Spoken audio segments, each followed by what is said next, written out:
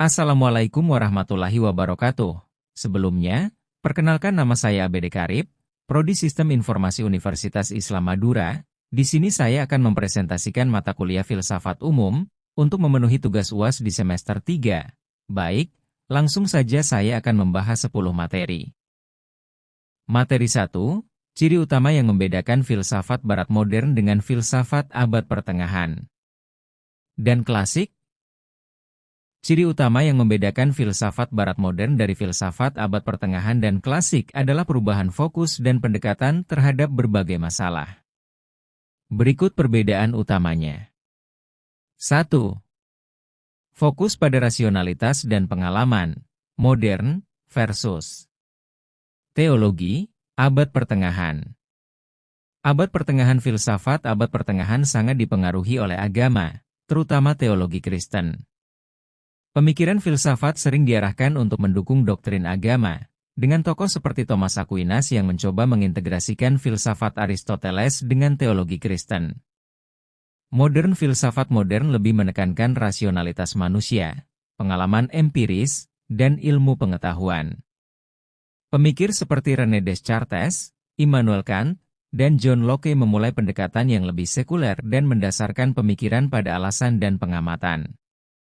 2.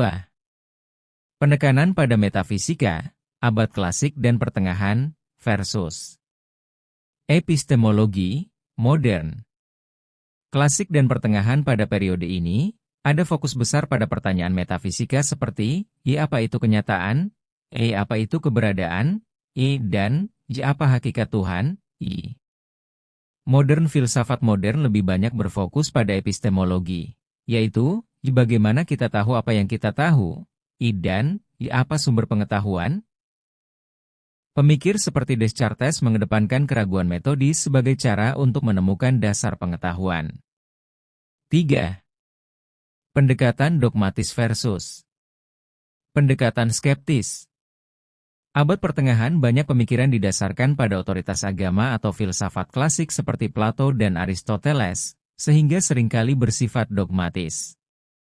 Modern filsafat modern seringkali memulai dengan keraguan atau skeptisisme, seperti terlihat pada Descartes, Cogito, ergo sum, dan empirisme Locke serta Hume. 4. Peran ilmu pengetahuan. Abad klasik dan pertengahan filsafat seringkali terpisah dari eksperimen ilmiah. Ilmu pengetahuan masih dalam tahap awal dan sering dilihat sebagai cabang filsafat.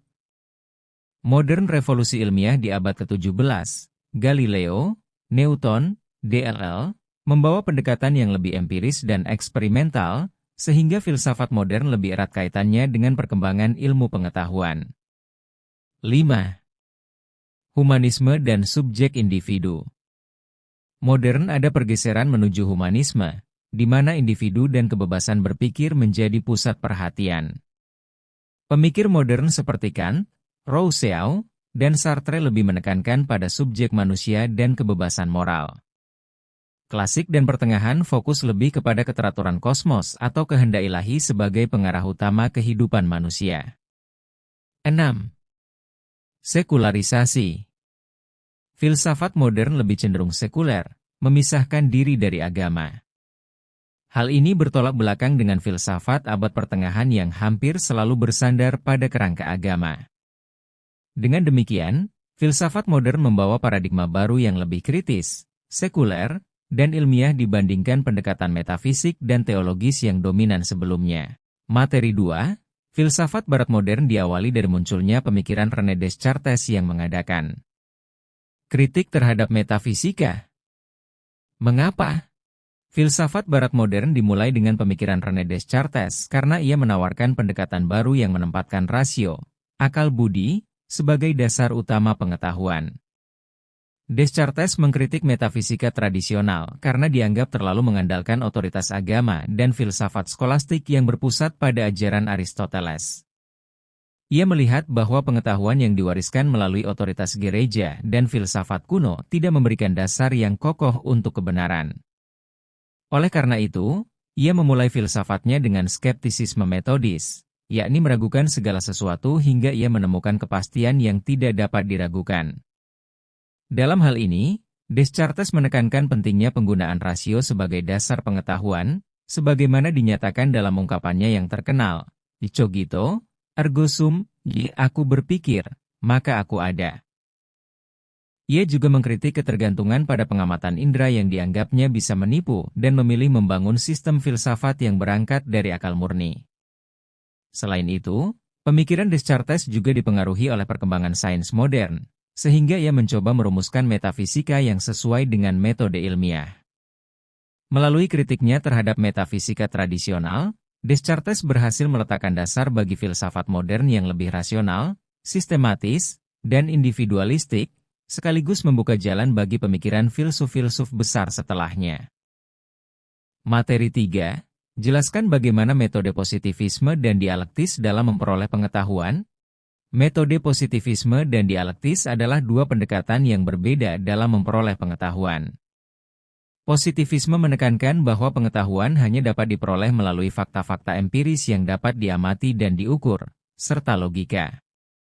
Prosesnya melibatkan pengamatan terhadap fenomena nyata, eksperimen, dan analisis data untuk menemukan pola atau hukum universal. Pendekatan ini cenderung menghindari spekulasi metafisik dan lebih fokus pada ilmu pengetahuan yang objektif, seperti yang terlihat dalam eksperimen ilmiah untuk membuktikan hukum alam. Sementara itu, dialektis adalah metode yang memperoleh pengetahuan melalui konflik gagasan yang saling bertentangan. Proses ini dimulai dengan sebuah tesis, pendapat awal, dihadapkan dengan antitesis, pendapat yang berlawanan, hingga melahirkan sintesis, kesimpulan baru yang lebih maju. Metode ini menekankan perkembangan pengetahuan yang dinamis melalui analisis hubungan dan kontradiksi, seperti dalam filsafat Hegel yang melihat sejarah sebagai hasil dari konflik gagasan yang terus berkembang. Secara umum, positivisme lebih fokus pada fakta objektif yang statis, sedangkan dialektis berorientasi pada perubahan dan perkembangan ide. Kedua pendekatan ini memiliki keunggulan masing-masing, tergantung pada tujuan dan konteks penggunaannya. Materi 4. Dalam rangka mengukur suatu kebenaran dikenal 3 teori, yaitu korespondensi, koherensi, dan pragmatisme. Jelaskan apa yang dimaksud. 1. Korespondensi. 2. Koherensi. 3. Pragmatisme. Korespondensi. Teori korespondensi menyatakan bahwa kebenaran adalah kesesuaian antara pernyataan atau proposisi dengan fakta atau realitas. Suatu pernyataan dianggap benar jika pernyataan tersebut sesuai dengan keadaan atau kenyataan yang ada. Contohnya, jika seseorang mengatakan, matahari terbit di timur, dan ini sesuai dengan realitas, maka pernyataan tersebut dianggap benar menurut teori korespondensi. Koherensi. Teori koherensi menyatakan bahwa kebenaran adalah konsistensi atau kesesuaian antara suatu proposisi dengan sistem atau rangkaian proposisi lain yang saling mendukung. Suatu pernyataan dianggap benar jika pernyataan tersebut selaras dengan prinsip, logika, atau gagasan dalam keseluruhan sistem. Contohnya, dalam ilmu matematika, suatu teorema dianggap benar jika dapat dibuktikan konsisten dengan aksioma dan aturan logika yang ada. Pragmatisme. Teori pragmatisme menyatakan bahwa kebenaran ditentukan berdasarkan manfaat praktis atau dampaknya dalam kehidupan. Suatu pernyataan dianggap benar jika pernyataan tersebut bermanfaat, dapat diterapkan, atau memberikan hasil yang memuaskan dalam praktik. Contohnya, teori sains dianggap benar jika teori tersebut dapat diaplikasikan dan memberikan hasil yang sesuai dengan tujuan manusia. Materi 5. Jelaskan bagaimana penjelasan realisme dan idealisme dalam menjawab hakikat. Pengetahuan. 1. Realisme. 2. Idealisme. Realisme. Realisme berpendapat bahwa hakikat pengetahuan terletak pada hubungan antara pikiran manusia dan dunia nyata yang independen dari pikiran tersebut. Dalam pandangan ini, pengetahuan dianggap benar jika sesuai dengan realitas eksternal. Dunia fisik atau materi ada secara objektif, terlepas dari pengamatan atau persepsi manusia. Pengetahuan diperoleh melalui pengalaman indrawi dan akal budi yang memungkinkan manusia memahami dunia sebagaimana adanya. Contohnya, Sebuah pohon tetap ada meskipun tidak ada yang melihatnya, dan pengetahuan tentang pohon tersebut didasarkan pada keberadaannya yang nyata di dunia luar. Idealisme. Sebaliknya, idealisme berpendapat bahwa hakikat pengetahuan terletak pada ide-ide atau persepsi yang ada dalam pikiran manusia. Realitas eksternal dianggap bergantung pada pikiran atau kesadaran.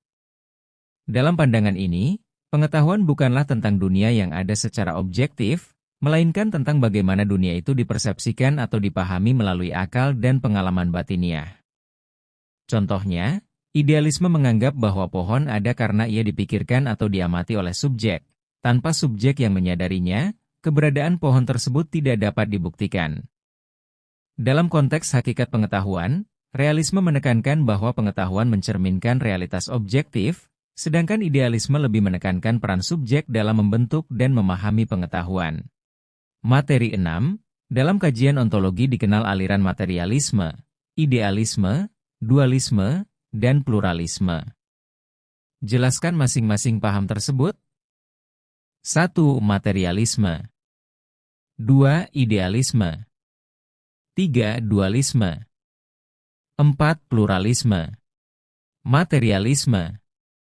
Paham yang menyatakan bahwa realitas terdiri dari materi atau substansi fisik, dan segala fenomena, termasuk pikiran, adalah hasil dari interaksi materi. Idealisme. Paham yang menyatakan bahwa realitas sejati adalah ide atau pikiran, dan dunia materi hanyalah proyeksi atau hasil dari kesadaran. Dualisme. Paham yang menyatakan bahwa realitas terdiri dari dua substansi berbeda, yaitu materi dan pikiran atau roh, yang keduanya fundamental dan terpisah. Pluralisme. Paham yang menyatakan bahwa realitas terdiri dari banyak unsur atau entitas yang berbeda, seperti materi, pikiran, nilai, dan aspek lainnya yang saling berinteraksi. Materi 7. Jelaskan argumen materialisme dan idealisme dalam menjelaskan realitas yang sejati. Argumen materialisme. Materialisme berpendapat bahwa realitas sejati adalah materi, dan segala fenomena, termasuk pikiran dan kesadaran, adalah hasil dari proses fisik dan interaksi materi. Dunia ini dapat dijelaskan sepenuhnya melalui hukum-hukum alam. Argumen idealisme. Idealisme berpendapat bahwa realitas sejati adalah ide atau pikiran, dan dunia materi hanya merupakan proyeksi dari kesadaran. Tanpa pikiran, dunia fisik tidak ada, dan yang benar-benar nyata adalah dunia ide yang ada dalam pikiran. Materi 8, jelaskan alasan empirisme menyatakan bahwa sumber pengetahuan yang bisa dipercaya adalah indera, bukan akal, dan bagaimana kedudukan akal menurut empirisme? Empirisme menyatakan bahwa sumber pengetahuan yang dapat dipercaya adalah indera karena pengetahuan berasal dari pengalaman langsung yang diperoleh melalui pengamatan dan persepsi inderawi. Bagi para penganut empirisme, dunia nyata hanya dapat dipahami dan diketahui melalui data yang diperoleh dari panca indera seperti penglihatan, pendengaran, perasaan, rasa, dan penciuman. Dengan kata lain, pengalaman langsung melalui indera dianggap sebagai dasar yang paling dapat diandalkan dalam membentuk pengetahuan yang sah dan objektif. Sedangkan kedudukan akal menurut empirisme adalah sebagai alat untuk mengolah atau mengorganisir informasi yang diperoleh melalui indera.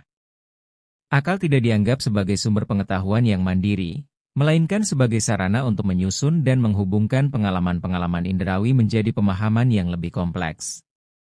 Akal, dalam pandangan empirisme, bekerja berdasarkan data yang diterima dari indera dan tidak dapat menghasilkan pengetahuan yang valid tanpa pengalaman tersebut.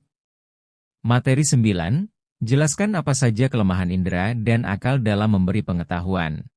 Indera memiliki beberapa kelemahan dalam memberikan pengetahuan, di antaranya keterbatasan jangkauan karena hanya dapat mengamati fenomena yang berada dalam kapasitas fisik atau biologis kita, seperti penglihatan yang tidak dapat menangkap radiasi ultraviolet atau gelombang radio.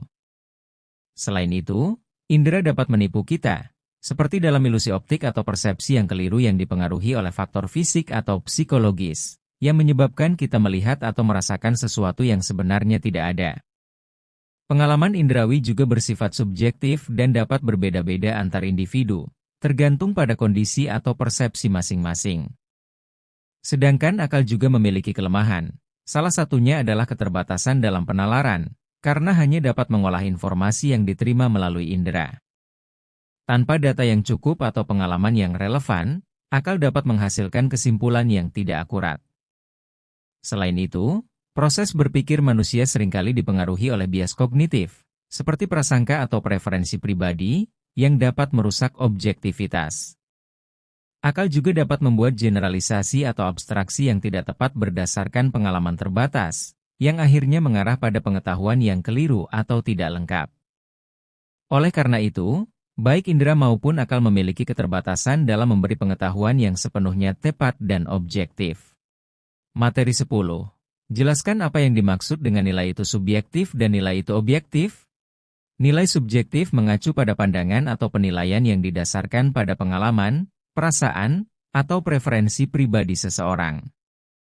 Artinya, nilai ini dapat berbeda dari satu orang ke orang lain, tergantung pada sudut pandang dan latar belakang individu tersebut.